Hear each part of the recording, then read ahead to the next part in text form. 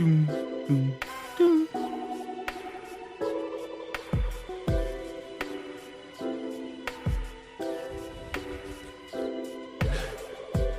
Puppy butt Superflex.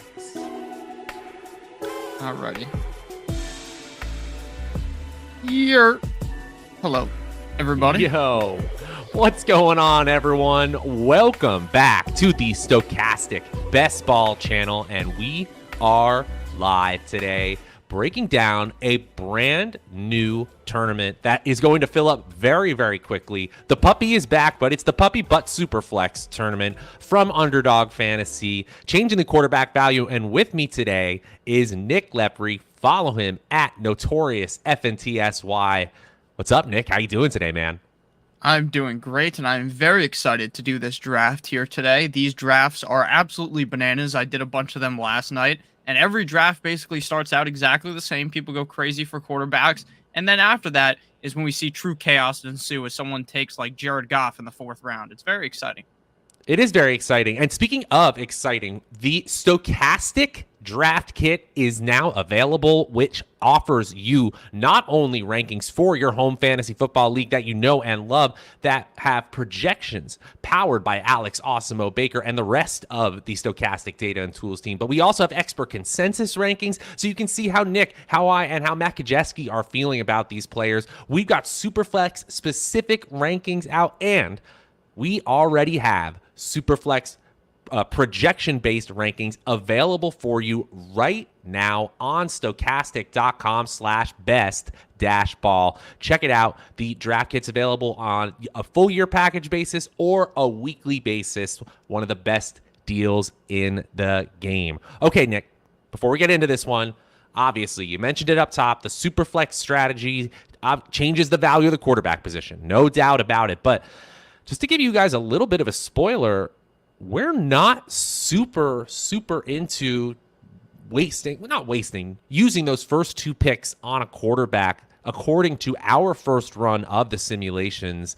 Nick, are you kind of with that, or are you just adjusting to these crazy draft rooms and just taking 2 and then figuring out your flexes from there? Yeah, if I'm being honest with you, I kind of just feel the room out. In most of them, I end up kind of biting the bullet and drafting 1 in the first 2 rounds, but most of the time, I'm not trying to draft 2 quarterbacks right off the rip. I think you're really missing out on a lot of value. Like in a draft I did yesterday, in the first 2 rounds, I got Jonathan Taylor and Christian McCaffrey were my first 2 picks. So if those guys stay healthy, those are 2 guys that can carry your team. It's pretty easy to get a guy like Cooper Kupp and pair him up with Justin Jefferson, Jamar Chase, which is basically impossible in any normal 12-team draft and any normal 12-team Superflex league. People on Underdog are going fucking crazy. They're just doing these crazy things to draft quarterbacks. I am personally not someone who is going to just go into the draft thinking, I need a quarterback. Maybe if I'm like the first 3-4 picks, then yeah, I'm going to take a quarterback, right? Because I like the value there. But if we end up in this draft at pick 10, there's probably a running back or a wide receiver that I'd much rather take over, say, the quarterback 8. That just really isn't for me, to be honest. Yeah. You know, it's not like we're not into quarterbacks. We just have less of them in our top 24 than it appears that Underdog ADP has currently. And we're about to do a real live draft. If you want to go ahead over to Underdog Fantasy right now and enter, you are increasing your chances of drafting against us today. And we are brought to you today by Underdog Fantasy. You see the banner at the bottom of the screen there if you're watching there on YouTube. This is just such an awesome place to play fantasy football, guys. Best ball, you know about it, especially if you're watching today. The computer helps you choose the best lineup every single week, so it's draft it and forget about it, except you won't be forgetting about it if you're taking down the top prizes in any of these tournaments. The Best Ball Mania 3's got 3 opportunities to win $1 million or more. This puppy tournament and the one that came before it, $5 entry fee, the $50K up top, and if you use promo code AWESEMO, named after our founder and our former name, Awesemo, AWESEMO, you can get a $100 first match deposit bonus. That is free money, and free money is rare in gambling of any kind, guys. Take it where you can get it. Take 20 entries into this tournament or 4 entries into the Best Ball Mania 3 tournament. Increase your odds of winning today. All right.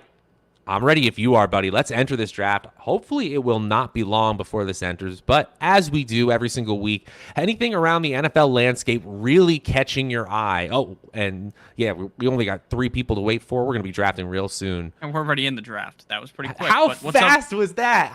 We don't even have time for NFL news. We'll break it down during the draft. That's really fun, guys. Hopefully, some of you guys got in there, and now we see we are live. Yeah. Yeah, all right. What's up, Ace in the chat? I hope you are doing well. And yeah, the only big news really to talk about is the Deshaun Watson hearing. It appears that it's going to be either Tuesday or Wednesday that we're going to get a lot more information. And Alvin Kamara is apparently going to get a 6-game suspension. I don't know how true that is, though, to be honest with you. I really don't think... I think he's going to get like 3 or 4 games. I think six is a little much. Yeah. So I think that quote was Kamara himself was bracing for a 6-game suspension, but at ADP, I'm full on out. He's going to take tumbles down the draft board. I will just let this thing play out. Honestly, it's really tough. It's really tough. But maybe if he's like 2 rounds below ADP, we might consider taking a chance. Yeah, I agree. So in this draft, we are at the 8 spot, which is basically the perfect spot to just not draft a quarterback. What do you think? Yeah, well, it's funny. This is in, if you look at the Awesemo Made stochastic rankings, it does have a bunch of quarterbacks in that middle of the first round tier. Yeah. Ones that have specifically QB1 overall upside, have a huge demarcation in our quarterback rankings. So Josh Allen, Patrick Mahomes, Lamar Jackson, Jalen Hurts, Kyler Murray, Dak Prescott, and Justin Herbert are all on the board for me. Let's see how many are even available once we even get to our spot. Yeah, we'll see. The first 3 picks, all quarterbacks, Josh Allen, Justin Herbert, Pat Mahomes. Seems like Josh Allen is the number 1 pick in basically all these drafts, unless someone gets a little cute, tries to draft Mahomes or Herbert, but these have been the top 3 players in every single draft I've done thus far. One thing I did notice as well is it's a little nerve-wracking for me because he was kind of on my fade list, but based on our simulations and the adjustments that you make of a point value in the playoffs, Derrick Henry is actually creeping up into our mid-first round rankings, even in a Superflex format like this. I think it's a little bold, a little ambitious, but it just reminds you of the ridiculous upside. If we're drafting for upside here in a tournament-based best ball format. So, yes, 28-year-old running backs that are normal drop off. Derrick Henry has proved, in terms of every part of his career, he is anything but normal at the running back position. He could be back with a vengeance. Agreed. So the first 5 picks of the draft, all quarterback. We are right now 2 picks away from picking Jalen Hurts. So now 1 more pick. Will it be all quarterbacks? Captain Spock is the number 4 pick. Slime Ball Virus. I love that name. Lamar Jackson makes sense inside the top 5. Absolutely. Honestly, I hate that I agree with what's going on sometimes. I get it. I just completely get the safety. Joe Burrow there at the 7th pick. We got to take Jonathan Taylor, in my opinion. This is tough. At the quarterback position, we actually have a few discrepancies here in our projections versus the rankings. So I would feel like we can get a quarterback next round, but almost guaranteed we're going to take one in the second. All right, I got kicked out of the draft, but it will auto-pick him anyway, so I apologize for that. That's why we star the player. We just saw a professional move by Lepri because we didn't expect that to happen at all, but we got him queued up, and it's sure enough. Jonathan Taylor, first pick off the board, first non-quarterback off the board. How bold are we? Yeah, no, super bold, right? I mean, now we have a couple more picks. I honestly think the first round's going to close, and I would say outside of us, there's going to be only 1 more non-quarterback. It's just how it goes, and Alex Osmo Baker wrote a strategy article, and it was pertaining to Best Ball Mania 3, but it was talking about the value of a final quarterback on your roster rather than a extra running back or extra wide receiver. Typically, he was comparing it to a 9th wide receiver or a 6th running back. So that's the extra category for most teams.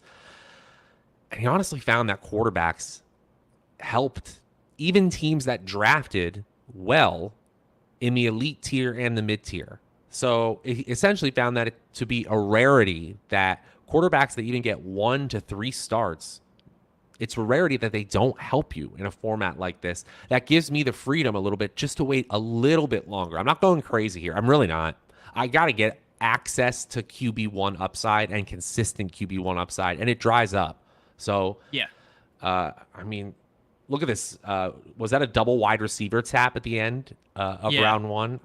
Kupp and Jefferson. All right. All right. I see you, John Trays. Let's go.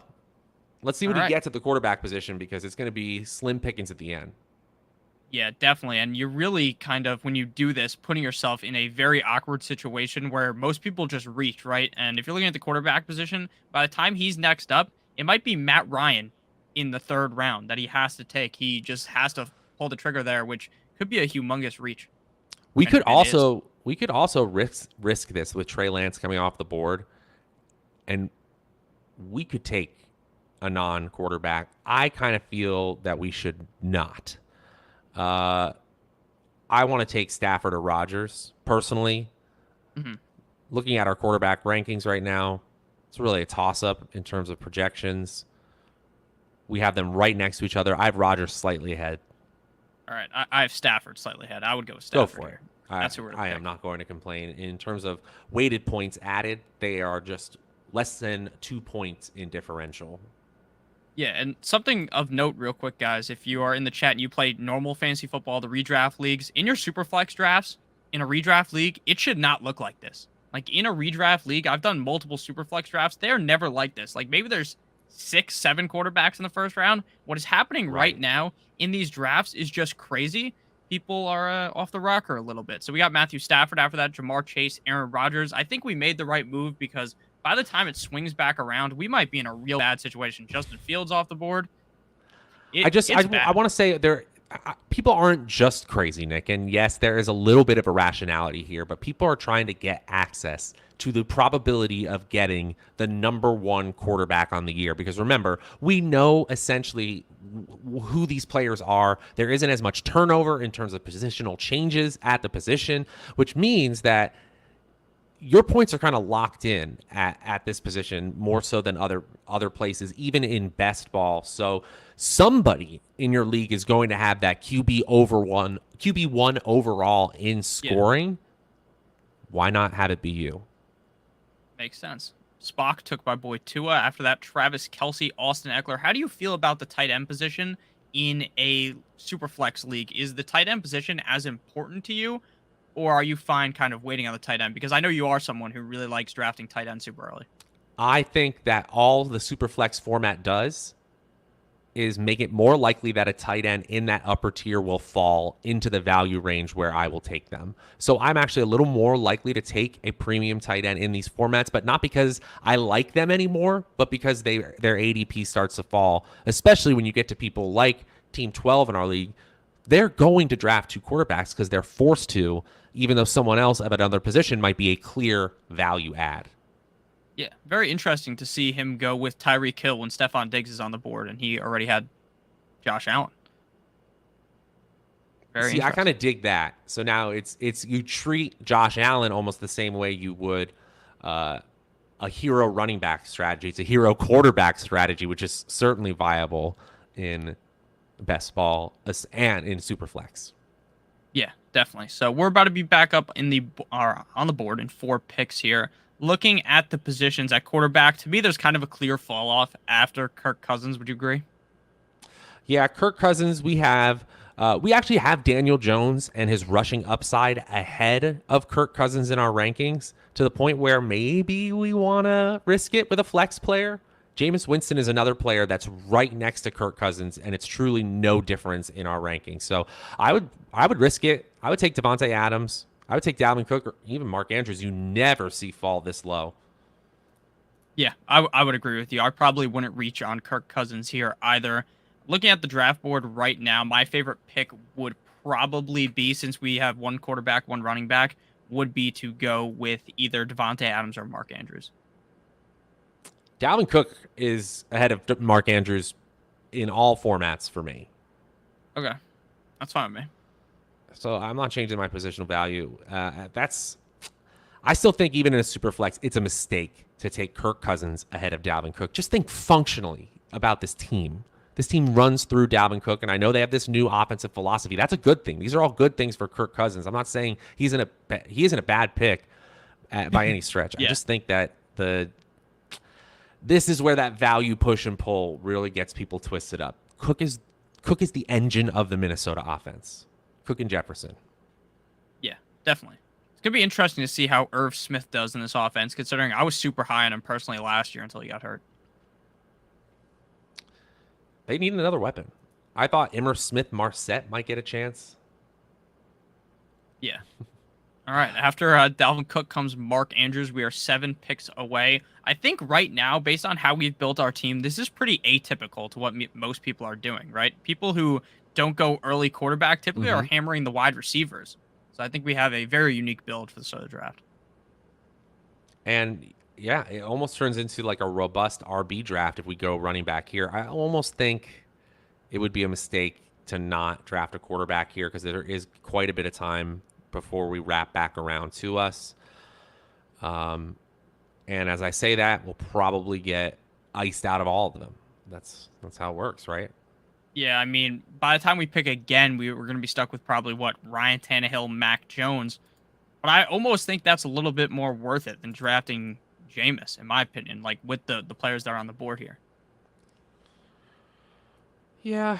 From an analytical sense, we're leaving about 5 points added. I think Jameis is the pick for me. I have him right in line with Trevor Lawrence, Kirk Cousins, picks from last round. Gosh, it would be nice to get one of these flexes, Debo, in there. This is tough. It's all right. We'll go. Dude, what the hell is Underdog doing? We're going Jameis because it timed out. But that's who we're going to pick anyways. There you go. Very strange. Well, I wonder if there's just so much traffic because of this tournament and others right now. You have to wonder.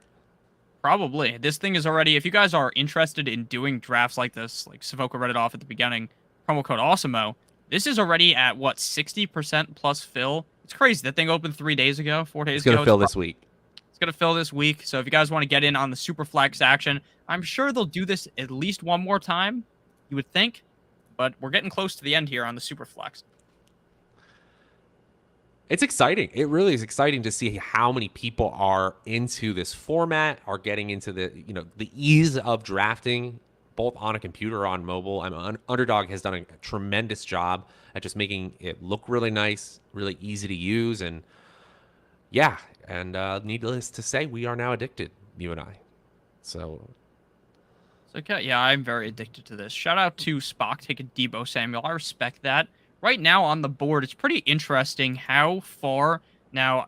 Gajeski just tweeted about this before. How far James Conner is kind of falling right now. What's your thought process when it comes to a guy like James Conner who is just falling down the board for really no reason, considering how dominant he was last season, and now Chase Edmonds is gone? Yeah, I think Gajeski has convinced me that James Conner is paid and expected to be the bell cow of this offense. Yeah. Whether you agree with it or not, you can't just look at the number of touchdowns, say that number is bound to regress, and then fade James Conner. That is way too regressionist of an argument. You have got to look at the fact that Darrell Williams and Eno Benjamin are competing for the number 2 job. And by the way, Gajeski was cluing us in that Darrell Williams isn't even working with the 2s right now. Not to say that can't change a little bit as we get closer to the season, but if you're not beating out a former 7th rounder, Eno Benjamin, in terms of playing time, it's clear who they expect is going to get the bulk of the carries and passes in the backfield. That's James Conner, who, of course, gets drafted by Fishboy as I say that. Yeah, definitely. As soon as you talk about someone on any of these live streams, they always get picked. So it's not really that surprising, right?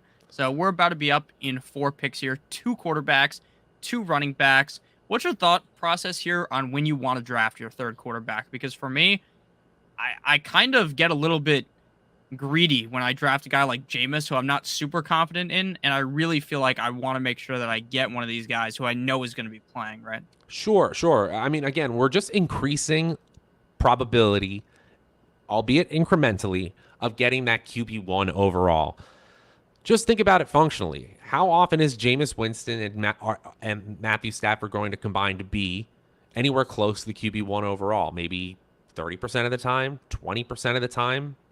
we need more shots. So I get where you're coming from. And while the flexes on the board look very, very interesting right now, Darren Waller is starting to look like that falling tight end that I was talking about. I think we may actually be at a deficit from a quarterback standpoint and need to take another. Okay, so looking at the quarterbacks available, which would have been my pick, we have by 7 and 14, so that kind of rules out Carson Wentz, in my opinion. Mac Jones, Ryan Tannehill. Are you fine drafting Carson Wentz, even though his buys 14? Not crazy about it, especially because we need a quarterback. We would like to have two quarterbacks and a quarterback in that super flex spot every single week, if possible. Tannehill would be my pick anyway, just from a rankings perspective, and our projections agree. Okay, yeah, my pick would be Tannehill as well. Last year, he did not have a great. I just can't star anyone, I guess, but he had a really bad season last year compared to what I thought was going to end up happening, and I think this year people are going to be kind of fading him for basically stupid reasons, right? In a non-Superflex league, he goes so late in the draft that even without A.J. Brown, like, I'm still pretty confident in Ryan Tannehill, especially with the rushing upside that he has. He's not like Lamar Jackson or something, right? He's not going to juke a defender out of his fucking shoes or something. But he is good enough to sneak in a couple during the season. Absolutely. He's a former wide receiver, very athletic guy, and he's very capable in the red zone. Obviously, when you have Derrick Henry on your team, defenses are focused there, and that actually creates opportunities for just other athletes on the team, which Ryan Tannehill is one. He was also one of the most efficient passers in the league. If you look at the last 3 years, which is a very reasonable sample for quarterbacks, yeah, not very many quarterbacks have more better advanced metrics than Ryan Tannehill, believe it or not. The A.J. Brown absence will hurt if Treylon Burks can't get his act together, and it kind of looks like he was low-key called out by Mike Vrabel, right? That Treylon Burks basically said, this goes beyond asthma. Who knows if it's just like old school coaching philosophy or whatever, because, Vrabel, a former player, but I've been high on Treylon Burks, and, we've seen smoke not turn into fire with drops from Jamar Chase scaring people off. Are you buying anything about this Treylon Burks news? I'm not too worried right now, right? We're still in June. If this comes out in August that he can't catch, that's what scared me about Jamar Chase. I mean, they really said he couldn't even see the fucking football because it didn't have like the college football white stripes on the ball, and that got me nervous. So hopefully this time we read that wrong, man. I overweighted it, and I'm trying not to with this offense too. Robert Woods is going to be back. I think he actually is going to be cleared for week 1, but is he really? Treylon Burks was drafted to be that dude, that A.J. Brown replacement right off the bat. Yeah. So we're about to be up here on the board now. The fact that you don't have to start 3 wide receivers in this format, it's only 2 wide receivers, does that make you more likely to go robust running back? Yeah, probably, because it's still up there with quarterback as the most valuable position, right? If you had the RB1 overall, that is pretty much just as valuable as the QB1 overall based on value-based drafting. So, all right. So, do you want to get the stack with Allen Robinson, or you want to go out with running back? Oh man, you could stack it up. I would choose, believe it or not, Ezekiel Elliott, but Allen Robinson is fine.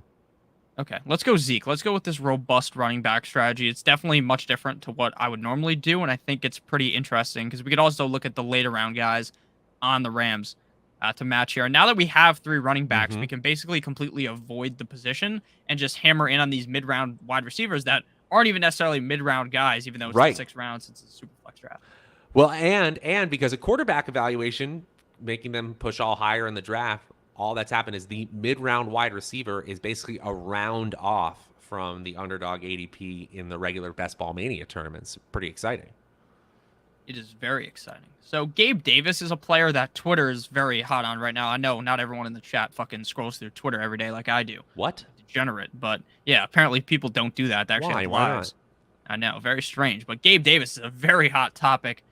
In the 6th round, are you fine? If you don't have Josh Allen, do you really feel comfortable drafting Gabe Davis in this range where there's guys like Deontay Johnson, Terry McLaurin, Allen Robinson? Because for me, if I'm being honest, if I don't have Josh Allen, I don't love that pick in the 6th round. I'd rather just draft Jamison Crowder in the 12th round.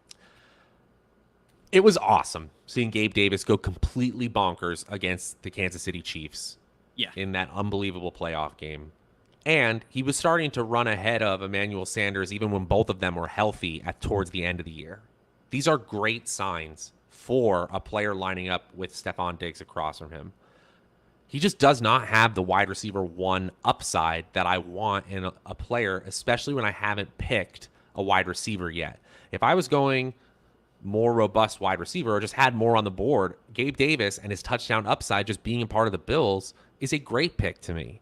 But I just don't feel like I have that safety here. I want, even if it's not on as good a team, I want a player who is going to rack up upside through valuable opportunity. We also want touchdown upside. It's the big out, but we need some opportunity as well. Yeah, one of the key big differences here between best ball drafts and redraft leagues is I think Gabe Davis in a redraft league is probably going to be like an 8th, 9th round pick, probably, right? Would you think so? Yeah. I'm just, people value those games, those primetime games that everyone watched. It's the same reason why players who ball out on Hard Knocks get ADP rises as well. You just got to build it in if you want him. It doesn't actually change anything about their projection. He still could be really good. Yeah, I definitely agree. Ace says Gabe Davis is going to have to score 12 touchdowns to warrant a 6th rounder. I don't think he's going to have to score 12 touchdowns, but I think he's going to have to really cement himself as the clear number 2, and maybe Jameson Crowder gets cast aside a little bit. And then Cairo said, who's Awesemo? That is Alex Baker, our boss, the boss man. The boss man, co-founder of Awesemo, now Stochastic.com. And we are about to be up here. We have a ton of value still left on the board.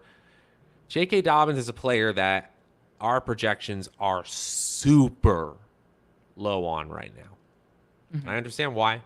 We are really high on Lamar Jackson. We think they're going to go more pass heavy, even though they don't have the highest concentration of players. But, man, this is a tough spot for me. We've got, I think, the highest ranked player on our board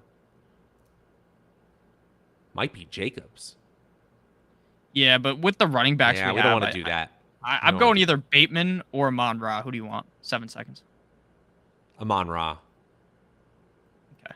I like Bateman slightly better, but I think that a lot of people, we might be over-exaggerating how good Bateman is, and maybe like Tylan Wallace or one of the other guys on the team, Devin Duvernay blow up, but I think it is a safe bet to say Rashad Bateman will be the number 1 receiver. Is he going to be the number 1 in targets, though? Maybe, maybe not with Mark Andrews. Exactly. How valuable, truly, how valuable with Lamar Jackson is the number 2 receiver on his team? It's not valuable at all, but it's just not super valuable, and I don't think it has a ton of upside compared to rushers on Lamar Jackson's team. I actually think J.K. Dobbins has more upside than we're giving him credit for in our first run of simulations. Yeah, I think J.K. Dobbins, I think there's slight worry about his injury, correct? He's not ruled out for camp, but I was seeing something about how maybe he could be one of those guys that's on the pup, and now there's talk about maybe Gus Edwards is on the pup. So now there's this new guy people are really drafting. His name is Tyler Batty. His name? Yeah. Tyler Batty for the Baltimore Ravens. Mid-round pick. He's an SEC guy. Mike Davis is there, too. So, I'm not too sold on any of these guys, to be honest.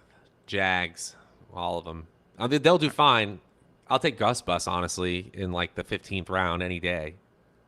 Yeah, I like Gus Edwards as well. So after our pick, we did see Dalton Schultz come off the board here. Now we're kind of in this range of, for tight ends, for me, I like Goddard. And then after that, I'm always in a position where, like, I like Dawson Knox. I like Zach Ertz, but I'm not fucking screaming to the mountaintops for us to draft him, if you get what I'm saying.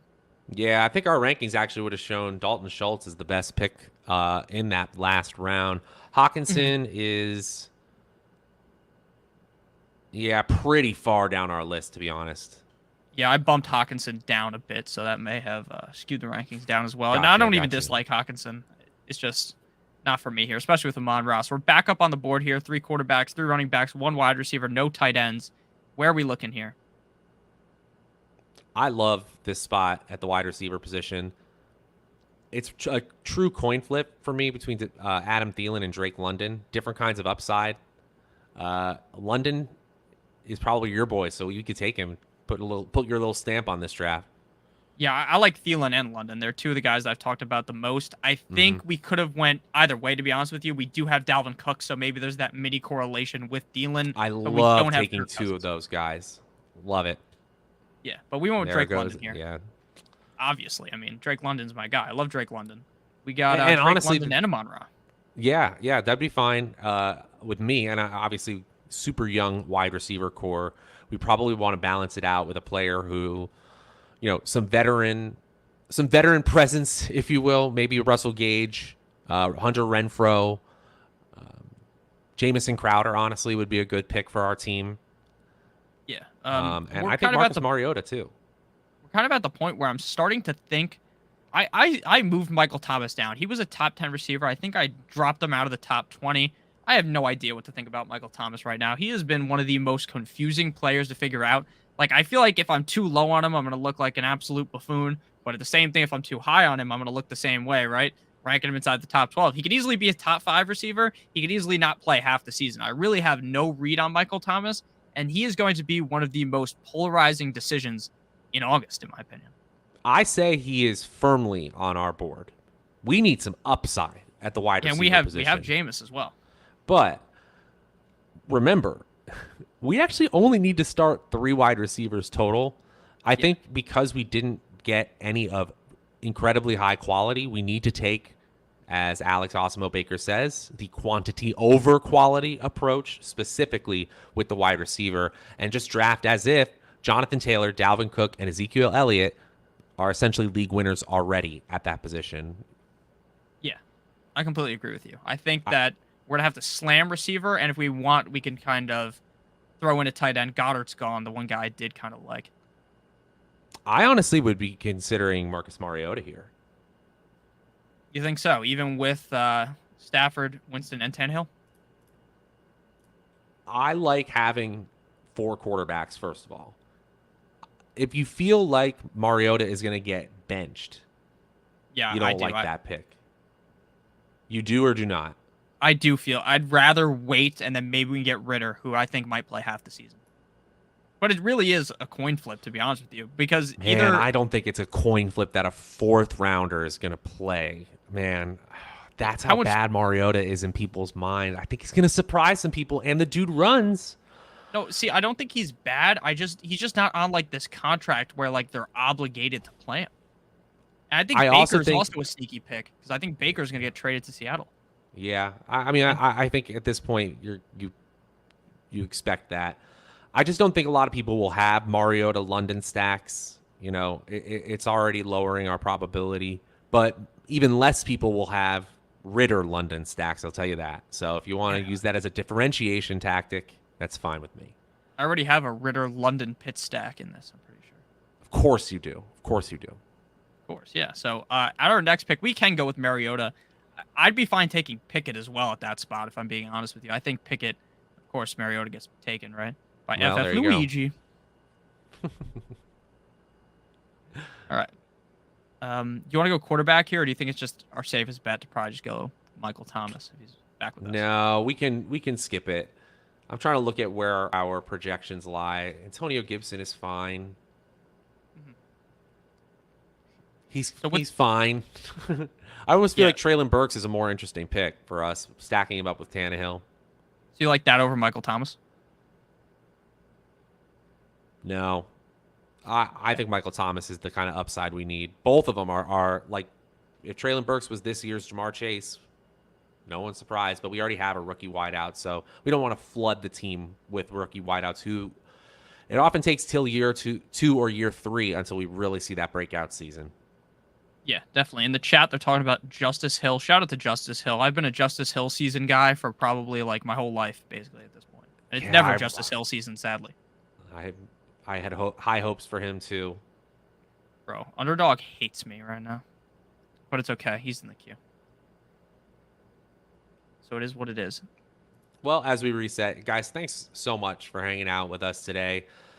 Shout out to all y'all in the chat, keeping things lively, keeping things interesting. Nick, your computer or your internet, or maybe the traffic of this site hates you right now. But, guys, honestly, this is a great... We're talking about the importance of starring players that we want, starring players and putting them in that draft queue, because that's really helping us out in a situation where it's unforeseen. We're just having a little bit of technical difficulties as we bring back the draft. It's been a really interesting one where we ended up getting Matthew Stafford, Jameis Winston, and Ryan Tannehill. Drake London, Amon-Ra, St. Brown, and that left us the ability to get a ton of value at the running back position. 2 first-rounders, Jonathan Taylor and Dalvin Cook, and Ezekiel Elliott, who our analyst buddy Matt Kajeski here at Stochastic was talking about how we have totally underestimated the level of hurt that Elliott was last year. The dude should not have been playing at all, and he played through it. Got the help he needed and the time off he desperately needed. We could see a much different Ezekiel Elliott. I know we have a few Tony Pollard fans on staff as well, though. So honestly, that's the beauty of best ball. I'm taking both of them when they're at or below ADP. I think both of them have huge 22 potential. Yeah, I definitely agree. I think that Ezekiel Elliott is probably going to be someone that people just drop down their rankings because they're pissed from last season, right? So a lot of people, after they get burned, they're done with the player. I think this year it's pretty clear that he's going to bounce back, right? Especially if he is that healthy. I'm going to be honest with you. I don't buy all this Tony Pollard noise. Oh, he's going to play more. There's a receiver, blah, blah, blah. Zeke's still the guy in my book. They paid him so much fucking money. He has to be the guy. I think Pollard's a great player, though. Not trying to say he's bad, but the main argument, Nick, that Tony Pollard is good. Then they find ways to get good people the ball, and there are truly a lot of targets up for grabs. If they could use Pollard as a pass catcher, that makes some logical sense. I mean, miss me with Deshaun Watson, not taking him here. Burks for me, honestly. Hear me out. What if we go Lockett and Baker Mayfield and we just play this out and we just say we believe that that's a Seattle stack? All right, let's do it. I mean, hopefully we can get Baker, motherfucker. So we're not even gonna get him. We're gonna get Burks. It's fine. It's fine. Dude, what is happening? I don't even think it's my computer because I'm still on the stream. Can you do it? I'm trying to drag it, but it's clearly frozen. Oh, now I think you've now. Okay, we got Burks. I'm sorry, right, guys, to anyone watching. To anyone watching, I apologize.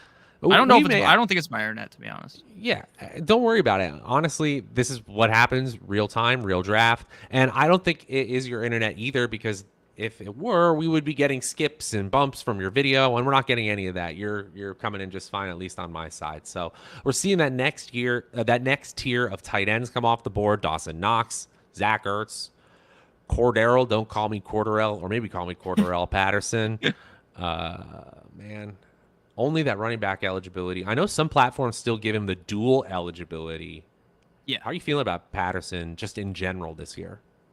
Patterson's very interesting because I think he could potentially actually be better, right? I understand Matt Ryan realistically is a better quarterback than Mariota, but maybe the scheme is slightly better, right? With a quarterback that can run the ball like Mariota, maybe that is going to help out Cordero Patterson a ton. Now, Cordero Patterson was going in like the 6th round. He'd be one of those clear stay away guys, in my opinion, right? We've seen it in the past with these wide receivers. What was the Cleveland Browns wide receiver's name from a couple of years ago who was so good everyone picked him off the waiver wire, then they drafted him like the 5th round. He sucked. I can't remember his name. Terrell Pryor. That's what I'm thinking. Maybe I was like, this could be a Terrell Pryor situation, but it's not because he's going so late. I'm fine drafting Cordero Patterson. I definitely would prefer him, though, in leagues where you can play him as a running back or a receiver. Like you said, on Sleeper, they do that. And I think on NFL, you can do that as well. Full agreement with you. I'm kind of out on him, to be honest, just because I just don't see the team progressing to the end zone enough with the current offense, and at least we got some target monster potential in Drake London. I'd love to be wrong. I'd love to see Marcus Mariota redemption tour. I really would. With Kyle Pitts and Drake London possibly, high hopes for a top 10 player, but I don't know. Yeah, now in my opinion, we've kind of reached the point at tight end where it's, I mean, like I like Freiermuth, how the fuck you say his name, but I'm just not very excited about the tight end. Albert right now. O is a screaming value. I love Albert O. I love him over all of these players, including Mike Gesicki. Mm-hmm. I legitimately want to come out of every draft with Albert O. Okay, but do you think he'd be the pick here, right? At pick 128 when he goes to pick 154? I don't think so. I guess not. I mean, I'd love to see what we can do if Tyler Lockett comes off the board. Had we have not drafted Burks, I think it would have been pretty interesting to draft Robert Woods. Mm-hmm. Oh, what do you mean? We could add on to that stack. Why not? Sure. Even on a run heavy team like the Titans.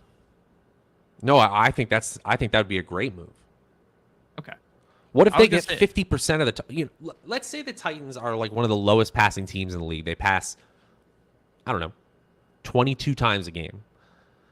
Could 50 or 60% of those targets be to Robert Woods? Yeah, definitely. Robert Woods and and Traylon Burks. I think we're guaranteeing ourselves 12 to 13 targets between the two. All right. You know what I'm going to do? I'm going to see if this works. I'm going to just do the draft on my phone and leave the draft on the screen here. We'll see if that works any better. That's a great idea. Yeah. All right. So we're 7 picks away, 3 quarterbacks, 3 running backs, 5 wide receivers, 0 tight ends. I feel like we boxed ourselves into the situation where if we don't get Albert O, I'm feeling like we just draft 3 tight ends. Or considering this is 20 rounds, you can almost draft 4 tight ends. Oh, absolutely. 4 tight ends is in play with 20 rounds. We just don't need to. Oh, Devin Singletary at the 11-10. That is screaming freaking value, guys. I'm sorry. He was a top 10 bat multiple times in fantasy points per game as the season wound down. I get it. They picked a second-round running back. They're going to use him. But come on. Who's going to get the first carries of the first quarter for one of the most explosive offenses in the league when the season starts? Who? 11th round pick, Devin Singletary. Nice pick, Gio. Yeah. I have an insane amount of Devin Singletary right now, and I've tried to sprinkle on some James Cook, right? Because I do understand that there is value for James Cook, right? They're going to dump the ball off. He's probably going to have some crazy games, but at the end of the day, I'm definitely leaning with Devin Singletary, and I'm very confident in what Singletary can do. I understand if you had him last year, he was bad at the beginning of the season, but towards the end is when things really started to click. Absolutely. Rojo and KC, not a bad play here. Top 3 wide receiver, Chase Claypool is on the board for me. Kenny Golladay, basically the same exact situation for him this year than last year, except new coaching staff, new front office. I actually think, oh man, it's a pretty big ADP difference between Claypool and Golladay right now. Claypool is the pick for me, but not by much. I'm trying to see I would go Claypool. I'm also interested in Jarvis, but we already have. Not with Michael Thomas. Okay. Well, again, actually, no, we absolutely can. With Jameis, we absolutely can do Jarvis. I actually love that double stack. Go for it. Okay, so Jarvis Landry would be the pick here. I don't know. I'd probably still want to take Claypool, unless you want to go Jarvis. I'm fine with Jarvis. Let's see. We got 20 seconds. I see Jarvis Landry. Just get the stacks. All right. Stacks on stacks. Yeah, Jarvis didn't get the biggest of bags, but who really knows with the rookie receiver there? Like, who really knows what the pecking order is going to be here in New Orleans? And without Alvin Kamara potentially for the first 6 games, they could look to pass the ball a little bit more. We do know the boy Jameis loves throwing the ball. We have Jarvis Landry in a very advantageous position, ahead of positional ADP. We might even get Golladay in 12 picks. I'm not so sure. Mm-hmm. Yeah, we still have no tight ends, but I'm not even really all that worried. I think we should probably take one more running back before things kind of start to really roll out here. One guy I've gotten kind of hot on here is Khalil Herbert. I don't know if you remember last season, but when David Montgomery went down, Khalil Herbert was really good, and David Montgomery's missed, I believe, 3 or more games every single time he's been every year he's been in the NFL. So again, I'm not completely telling you to fucking rank Khalil Herbert super high, and I'm not telling you I can predict injuries either, but I'm just telling you that in a situation where I feel like he would be the clear number 1, if David Montgomery went down, I think he's pretty interesting. So if you told me there was so you're basically saying there is a 60% chance of 3+ games of the Bears running back 1. Yeah, but without say Matt that's Nagy. A priority, but it's not valueless, right? Yeah, especially when we already have 3 running backs. I'm not talking about right now, pick 143, right? If we can get him at 160, 170, I think there really is value in him. Again, he's one of those guys where you need Montgomery to go down for the value to have. Exactly. That's why I'd rather have Michael Carter, who's probably going to split 60-40 right off the bat. And if Breece goes down, then he gets a full workload in the same situation. Whereas with the Bears, you need a straight injury. It's almost like picking a straight handcuff.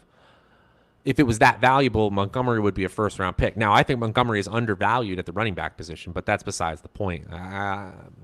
It's not off my list. Not off my list. Okay, so Albert O, though, is on my list. yeah, that's what I was about to say. Right here, I think we should almost take a tight end, right? Because by the time we swing back around, tight end still available: Mike Gesicki, Irv Smith, Albert O, Hunter Henry, my boy. I would like to get Albert O here. I'm still not as sold on you with Albert O because I don't think Russell Wilson really loves the tight end position that much, but he's so good that I'm willing to do it. Thank you. That's all I need. Please draft him if he's available. I will. I start him on my phone. Ready to draft him. This has been a really solid draft so far, even though we have kind of had a very different approach from what everyone else was doing, right? We kind of faded away from the very normal approach. I agree. Well, a lot of fun, and it was sort of just taking the value at quarterback. As you said, right, as we started this stream, reading the room, we needed to get 3 quarterbacks before it completely dried up, but we didn't completely go crazy with the position either, and it let us get 2 essentially surefire first-round redraft picks when you're talking about non-Superflex in Jonathan Taylor and Dalvin Cook, and the fact that you only have to start 2 wide receivers and there's only 1 flex. We theoretically could just be picking all these wideouts just to fill 2 spots if Taylor, Cook, and Ezekiel Elliott do what they were drafted to do on our team. Exactly. And late rounds suck in Superflex League, Spock says. I actually kind of think it's very interesting back here, but a little different here. So we're going to go Alberto. He seems like our clear consensus pick here, correct? Absolutely.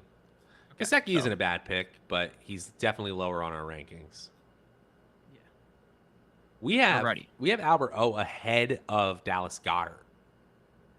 Yeah, that must be you. There's no way that's my rankings, right?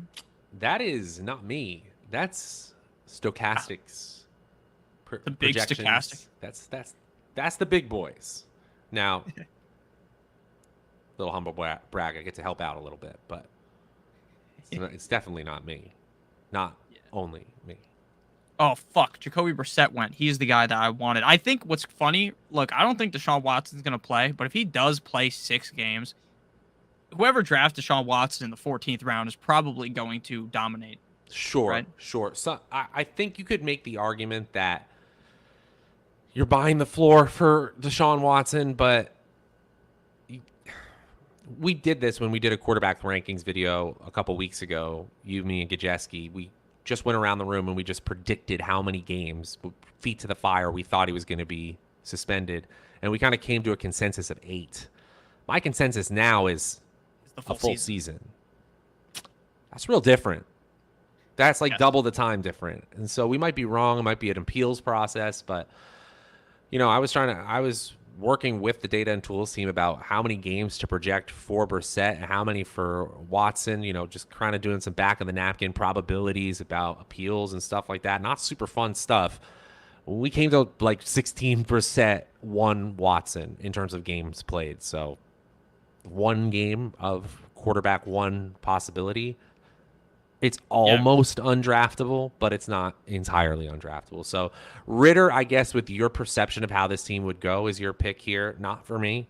I would like Van Jefferson, especially with the Stafford stack that stacks wide receivers with all 3 of our quarterbacks, something I really try to do in a Superflex format. So that's the clear pick for me now that we have my boy Albert O safe and sound on our squad.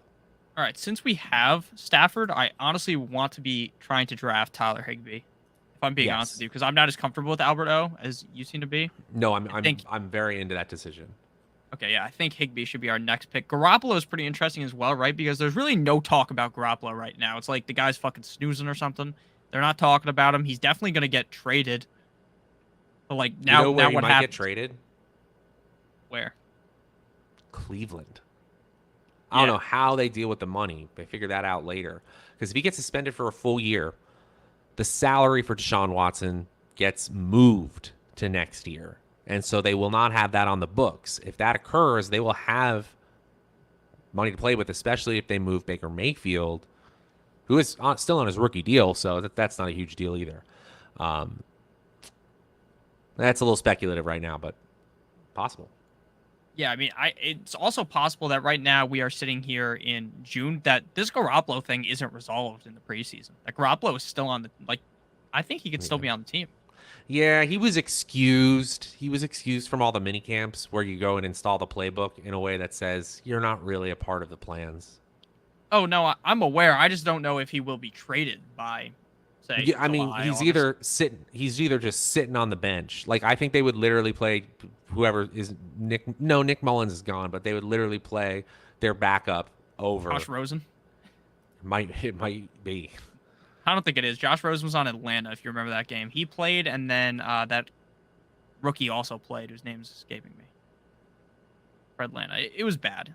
I'm so Atlanta. sorry that I don't know the quarterback three right off the top of my head. It is Nate Sudfeld, former Eagle. And they also have Brock Purdy on the roster. Forgot. Oh, hell yeah. All right, I think we have to take a running back here eventually. I mean, we only have 3. Honestly, no. Make me. Well, I still kind of like Gainwell. I think Gainwell is going to be kind of involved. Gainwell's an interesting one, right? Because the quality of the offense could see a big boost, right? Yeah. In terms of next Bills, next team to 150. take the next step offensively. Eagles could be up there, man. With the talent they have, Devonta Smith, A.J. Brown, obviously, Dallas Goedert at the tight end position. Gotcha. You need a Sanders Okay. injury for the full upside, obviously. But Gainwell was used in third down and 2-minute situations. The thing I don't like about Gainwell is that he lost trust over the course of the season, didn't gain it. He was actually in on a lot of plays in the beginning and then a little absent later on. It could have been injuries, though. Yeah, definitely. So since Higbee's gone, would you want to go tight end here? I mean, Njoku is really the last guy for me before it gets a little bad. I mean, we could go Austin Hooper later for the correlation with Tannehill, but we already have Burks and Yeah, our Eagles. rankings get a little wild here. We do have some values later on. And Njoku's fine. We have him ranked around the spot. other players here. They're kind of all the same. Honestly, players like Ricky Seals-Jones late in drafts, Evan Ingram too. I think we can wait. Okay. All right. Mono Man Sam Darnold still available. Sure is. Gosh. I don't know. This one, honestly, it's Corey Davis pretty easily for me. I get it that he's the wide receiver 3 on the Jets, but I think he's gonna get plenty of playing time. All right. I'd let Go you Corey take this one if you have a strong feeling. No, I went Corey Davis. I'm fine with Davis. I also like Alec Pierce a bit, but I'm kind of talking myself. It's okay, Spock. I've kind of talked myself into what's the other guy's name? His name's also escaping me. The other receiver in Indianapolis. Paris Guy who always Campbell. gets hurt. Paris Campbell. Harry Yeah. Campbell. Yeah. I kind of like I'll tell him you as what well. our points added projections have. It's the Carolina Panthers. They actually think that Robbie Anderson is going to be one of the more valuable picks. I think he's going to be there next round for us.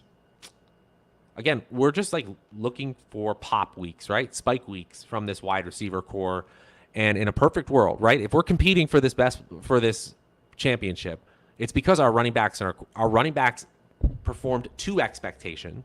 Our quarterbacks performed ahead of expectation, and our wide receivers popped enough. So, to me, Robbie Anderson, a former 1,000-yard receiver, is better than rookie wideouts who we've already had plenty of draft capital used on them. I even like Marvin Jones, who, even with Christian Kirk signing for $1 gajillion, I still think is the best wide receiver on the team. And DJ Chark is gone now, as he was for most of last season with an injury. All right. I would be comfortable going with any of those guys. I think tight end is basically just a dead zone now. We're just looking for snaps at this point. Logan Thomas is a full snap share player. Ricky Seals-Jones is a full snap share player. Mo Alley Cox likely to be there as well. All right. So you want Robbie Anderson? I'm pretty sure. Mr. Anderson. I believe he would be my pick. All right. Let's go Robbie Anderson. I like Robbie Anderson. I've also drafted a bit of Terrence Marshall because, I mean, he's a really good receiver in my opinion, and he just didn't do anything last year. So I'm pretty interested to see what his role is going to be going to his sophomore year in the NFL. I agree. I think it's one of those question marks, especially if we had Sam Darnold on our team. I think it is worth getting a fourth quarterback. What's it looking like right now? At quarterback, we got Matt Corral, who could be the quarterback of Carolina. Yeah, in I my don't think opinion. Malik. Yeah. Sorry, I cut you off. Go ahead. Oh, I was gonna say I don't think Malik Willis is gonna get any shine. We already have Tannehill, so we shouldn't do that. My next best quarterback, in my opinion, is Gardner Minshew. In my opinion, we waited too long. In my opinion, now we're like shooting the moon here with the quarterback position. We got to assume that these players did really well. Matt Corral is essentially the last quarterback we can really take. You know, I was going back and forth with a staff member about possibility of players like Geno Smith, who are they're probably going to start a game at the quarterback valuable? position. Exactly. The quarterback analysis that Alex Osmo Baker showed on our site was about full-time starters and the full-time starter range helping you out in a points added situation. Part-time starters, that's a really different story because you're taking a whole bunch of zeros, and the only time you're accepting zeros in a significant way on your roster is if when they do play, there's huge upside, and I don't think there is. I think we kind of missed the boat. Yeah. So, what's your thought process, real quick? I haven't even thought about this. Would you want to ever, like, with your 20th pick, say you're comfortable with the roster, draft one of your backup quarterbacks, or no? Because I don't think I would ever do that, but I think that is something interesting to think about. Now that you pose the question, the only reason I would do it is for differentiation purposes, right? With the last pick of your draft, you don't have to pick a player with ADP at all. It could be anyone at all who you think has any kind of upside. Joe Flacco. I don't know. I'm not saying that that's a good answer at all. Please don't quote me on that. But that's what I'm talking about. By the time you get to the final weeks of these tournaments, you actually see a siphoning process where everyone has the same core players because they went off in the previous weeks. That's what got you all there together. So it's about the other players, different from your opponents, that actually become more important as the playoff weeks go on. The way we do that, we differentiate. Long-winded way of saying only if the price is right will I ever do it. That means probably last 2 rounds, 19th or 20th round, I think it's okay. But before that, no. Alrighty. Darian says, I'm Mets and Jets D in the draft. I'm going to destroy you guys with the run symbol. Good luck. Thank you. I hope you do destroy us. Yeah, how about one of us win $50,000 and then point to this stream about how we pushed each other, we paced each other, and then suddenly we're $50,000 richer. Exactly. That's the kind of GLs I need. All right, so we're almost up here. We have round 17, 18, 19, and 20. We have 4 spots left. What do you want to do here? Do we have just one tight end? We have just an tight end. It is Albert Alcoabaum. That's his name. That's how you pronounce it, actually. He told me. I called him up. Oh, man. Yeah, we need another. We need 2. Yeah, we definitely need another one. one. It's getting gross, isn't it? Yeah, I mean, Logan Thomas, if he plays, is probably the clear answer here, right? If he is healthy all season, I think he's going to... Him and the other guy you mentioned, Ricky Seals-Jones, are both guys that I'd be targeting. Logan Thomas got paid a couple years ago. I know that offense is not one we expect a whole lot out of, but he is definitely a tier break in terms of ability. We have him up with Irv Smith, Hayden Hurst, players who have been gone a couple rounds now. We have him basically right there in our projections. A decent kind of league average playoff, so it's kind of a no-brainer for me here.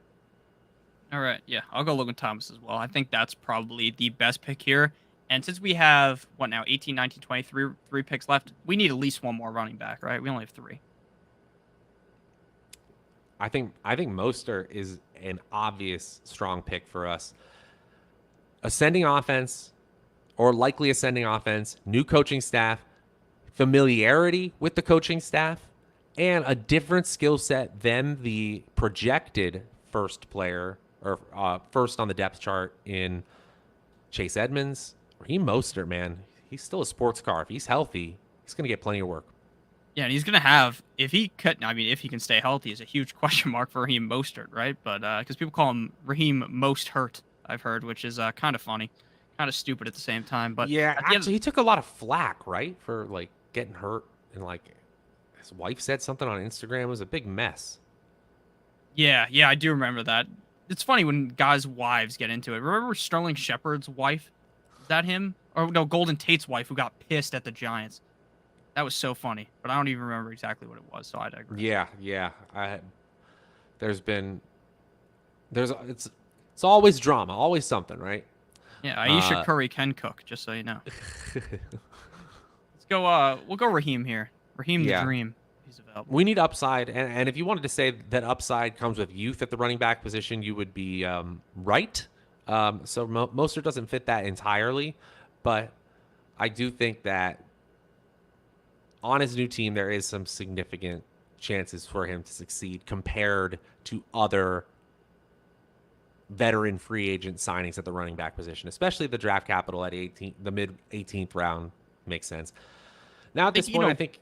Go ahead. I was gonna say I think Benjamin's also pretty interesting, right? Because Benjamin, there's all this talk now. Again, is he locked and loaded to be the number 2 guy? No. But I mean, when you're in like the last round, right? Benjamin's ADP right now. I'm looking at my phone, 237.8. Like, I'm willing to take the shot on that, right?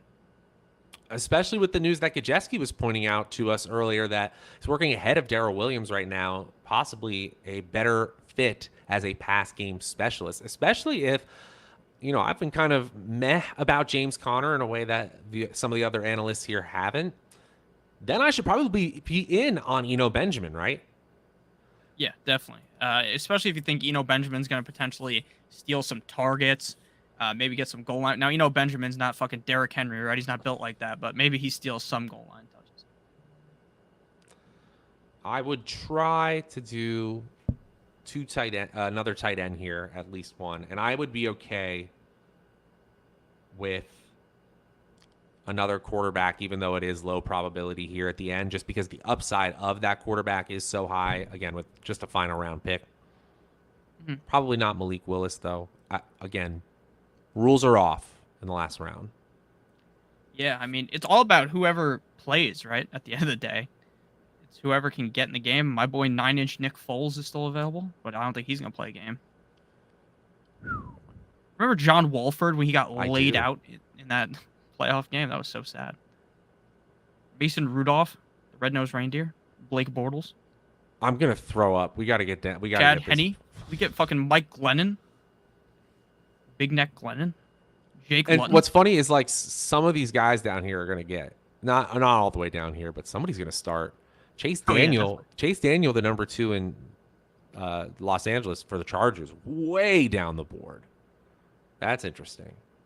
They still have Eaton Stick, or whatever that guy's name is. Me too. Easton Stick. Eaton Stick. What are you doing? Eating Stick. Or you like eating sticks, Savoca? Is that not funny to you? Sorry about that. I missed what you said. I'm sorry. I said, do you not like eating stick? Hey, anybody can have as much eaten stick as much as they want. Exactly. All right. Do we actually want to take Chase Daniel? God, this is gross here. I actually take a third tight end. I think we need to make sure that we've locked in the possibility of. We have essentially 5 to 10% chance of getting the tight end 1 overall, and there's a 100% chance that the tight end 1 overall essentially will be on one of our teams. Ricky Seals-Jones is the player that our projections are screaming at us to take compared to other players here. Okay, so which tight end do you like again? Ricky Seals-Jones. Okay, that's what I thought you said. I already had him pinged on my phone, so I took him. Nice. I also am pretty interested in, if we were going like super deep, OJ Howard. I think also we could potentially see. I like Dan Arnold a ton, but sadly Evan Ingram is there. Mo Alley Cox also would be on top of my board. Yeah, I've been taking a lot of late round Mo Alley Cox just because I think he'll be on the field a ton. Jack Doyle's retired now. Trying to see if there's anybody sneaking up our list here of the running back list. Zamir White, we're higher than consensus on. He just got drafted before us. I would have considered that if you were available. See, I kind of still like James White, but the problem with him is that he's like just a safe pick, right? He's going to score like 9 points. He's never I going to actually score said like 20. Zamir White, the rookie on Las Vegas. Oh, no, I know you did. I brought up Oh, James White. oh, sorry. No, I know. I like Kenyon Drake as well, but he's already gone. Oh, no, he's still there. I think Kenyon Drake could be what people think Zamir White's going to be. Very possible. Honestly, Benjamin's sitting there going, okay, I can see it. I can see it with Eno. I could also see Matt Breida if Saquon gets hurt again. Matt Breida could be the lead back there in New York. I don't think it's valuable enough of a pure handcuff spot. What do we got at the wide receiver position? Just want to check it.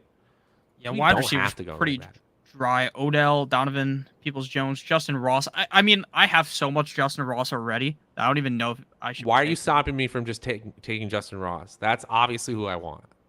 Yeah, I know that's who you want. We do have no running backs. You are right, MVP Sports. But assuming, again, when we're doing this, we're assuming JT, Dalvin Cook, Zeke, and Raheem Mostert are all healthy. If that is the case, that's 3 good running backs than Raheem Mostert. So, if there's one takeaway you can take from this draft as a strategy point, your high draft picks, you must assume they hit. Yeah. And your strategy must be influenced by the fact that you believe that they hit. Not that they've hit their median outcome, that they've hit in a way that you can actually win the thing. Because if you don't, you're gonna be drafting too safe all over the place. In my opinion, I want to take a rookie here with high upside. Justin Ross, for me, is by far the pick. If you want to do Odell Beckham, I would agree with that. All right, we're going Justin Ross. I like Odell as well, but I think Odell is going to miss some time. And I think, just so you guys know, I don't think you need to draft 4 running backs every time, right? You can draft 6, you can draft 7 running backs. But I think based on how heavily we went onto running backs early on, this is kind of how you need this build to go, in my opinion. And then we just hammered, like you said earlier, on these like middle round wide receivers that have a lot of upside. Absolutely. We took quality at the running back position and quantity like crazy at the wide receiver position. We're just trying to increase our chances of top 12 overall weeks, and we need a little bit of luck to get there. Positive correlations, the stacks that we have, we were able to pair a wideout or a tight end with every single one of our 3 quarterbacks. The only regret I have is not fishing in that final starter range at the quarterback position. To me, a player like Marcus Mariota is actually more valuable than people realize with the 6 or 7 starts as a likelihood. But like that the cutoff line is different for every single person. You kind of feel like Desmond Ridder has a much higher probability. I know that there are others, even here at Stochastic, who believe the same thing. If that's the case, then you got to move that quarterback line up and, in my opinion, get 4 of them. That's why you see them going off the board so early. But I like how we played it. Yeah. And once the draft ends, I want to look at everyone's team that is in the chat, right? Want to make sure everyone gets their team looked at. Obviously, we're talking here in June. Things are going to change by August. It's very unlikely that we're going to be able to project which one of these 12 teams is going to come out of here. Besides ours, of course. Ours is definitely going to go and advance into the next round with this elite wide receiver core that we have here. So who we got in chat that is in here? Captain Spock said he joined. Yeah, he's Spock. We got MVP, and then I'm pretty sure Darian is in the draft as well. Guys, thanks so much for hanging out. So much fun when you guys are here in the chat and in the draft. We don't care if we get sniped on a few players. Come on, we just want to talk strategy with you guys. This is all about joining the community here, and obviously we can shill all we want, say hit the like and the subscribe button, but this is what it's all about. Just playing fantasy football with your friends, people you enjoy. We have just completed the Puppy Butt Superflex.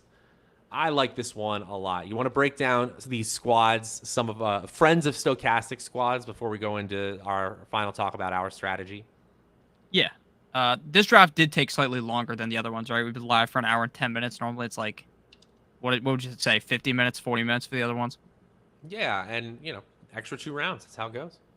Yeah. So MVP, his team is Justin Herbert, Carson Wentz, Geno Smith, Austin Eckler, Leonard Fournette, Cam Akers. So kind of a similar strategy to us with the the early quarterback and a lot of running backs. Melvin Gordon, Rashad Penny, Mark Ingram. I like Ingram a ton. Stephon Diggs, Keenan Allen, Russell Gage, Alan Lazard, Jahan Dotson, Velus Jones, who's 70 years old, Jalen Guyton, and then the quadruple tight end of Robert Tunyon, Cam Brate, Tyler Higbee, and Cade Otton.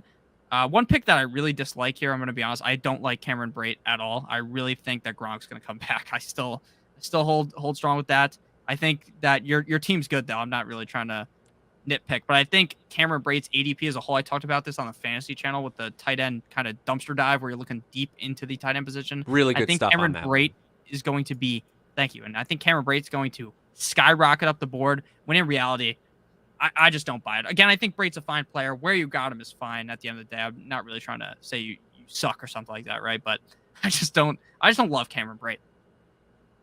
Yeah, I want to say some more positive things. I really like the Chargers stack. I like when you go late round tight end, you're leaning into elite quarterback play. Aaron Rodgers tight end, Tom Brady's tight end, Matthew Stafford's tight end. Great way to do it.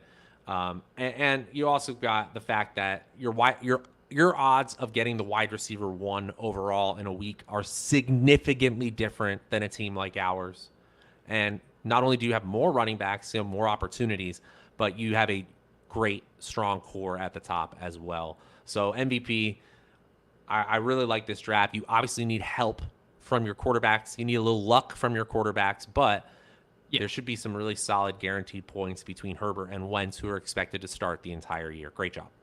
Yeah, and again, I wasn't trying to like make a dig on you or anything, bringing up Cameron Brate. He's just a guy I wanted to talk about, and I agree. I really like your team a ton, and if maybe, you have Keenan Allen, say Mike Williams gets hurt, I'm pretty sure Spock drafted Mike Williams, but if he was to get hurt, maybe Jalen Guyton elevates himself and could really help. Hey, we got another, we'll make sure to Blue Horse 56. We will definitely rate your draft as we go here. MVP, thanks so much for hanging out. Yeah, we can tell that you're implementing higher level strategies here.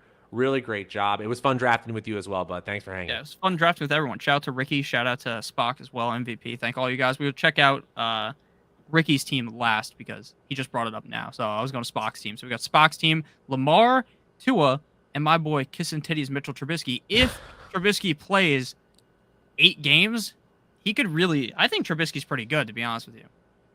Yeah, so you're gobbling up a ton of the theoretical touchdowns in the scenario where A, Pittsburgh picks Mitchell Trubisky as their quarterback, and B, they were correct about that decision because Trubisky, there was a lot of clamoring from the Bills organization that this guy was mismanaged a little bit by the previous Chicago Bears regime. He deserves another shot. And though Kenny Pickett was good in his final year in college, it took him a long time to break out to the point where he may not actually hit right away. And the rest of this Pittsburgh team is ready to compete right now. So they will go with the best player right now. Trubisky has started the offseason as the first quarterback. Then you got Elijah Mitchell, Miles Sanders, Chase Edmonds, a lot of talent in the mid rounds of the running back position. I dig this team. What about you, Nick? Yeah, I really like this team. You also have basically the 2 biggest players on the Steelers, right? You have Deontay Johnson, you have Najee Harris, and you match that with not Pickett, but you do get, obviously, Mitch Trubisky. And again, while I'm a little bit higher on Pickett, I think that if Mitch Trubisky plays 10 games, your team's going to be great. I know you said that you wanted 4 quarterbacks. It's very tough to get 4 quarterbacks in these drafts. You want the 4 tight end strategy as well. Seems like a lot of people are catching in to this 4 tight end strategy in these drafts. A lot of people are doing it. So I like your team a ton, and I hope that your pick of Tua is worth it because I think Tua could have a really good year. And you stacked him with Chase Edmonds. I think a lot of Chase Edmonds' value is going to come from these dump-off plays and potentially him going and playing slot because he is pretty talented in terms of catching the ball. They did bring in Cedric Wilson, though, so I'm not too sure that's a lock, but definitely something that could happen. One thing I actually like about this team is you create uniqueness by going with Tua and one of his running backs because a lot of people are so hyper-focused on what could be one of the better 3-player receiving cores in the league in Tyreek Hill, Jalen Waddle, and Mike Gesicki. Yeah. If they live up to expectations, including you, Tua Tagovailoa. So by creating a scenario where you say, okay, I have Tua, and he actually underperforms in terms of efficiency to Waddle and Hill, but that's because he's getting more efficient dump-off passes to Chase Edmonds.